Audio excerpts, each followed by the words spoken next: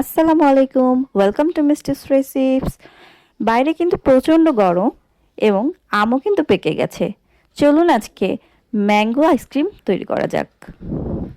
এজন্য আমি প্রথমে 1 কাপ ম্যাঙ্গো কুচি করে রেখেছি এখানে।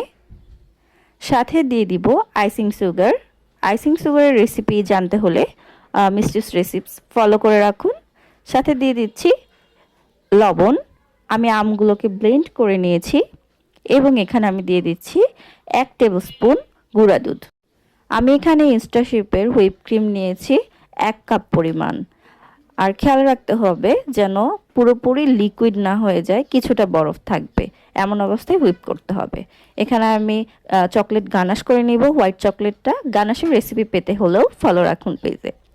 সাথে আমি গানাশের মধ্যে অ্যাড করে দিচ্ছি ভ্যানিলা এসেন্স।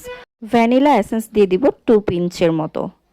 তারপর আমি হুইপ ক্রিমটা হ্যান্ড বিটারের সাহায্যে বিট করে নিচ্ছি। এই পর্যায়ে আমি শুকনো উপকরণ একটু একটু করে ঢেলে দিব। একবারে দিয়ে বিট করা যাবে না, অল্প করে দিতে হবে এবং অল্প করে বিট করতে হবে।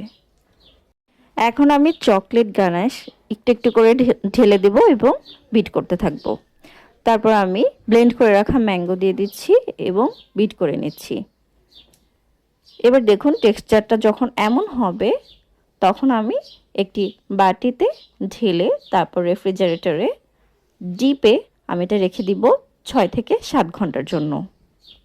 এভাবে বাসায় অল্প কিছু উপকরণ দিয়ে সুস্বাদুভাবে তৈরি করা যায় ম্যাঙ্গো আইসক্রিম, যা অনেক স্বাস্থ্যকর এবং খেতেও মাশাআল্লাহ অনেক বেশি মজাদার হয়। বাচ্চারাও খুব বেশি পছন্দ করে থাকে।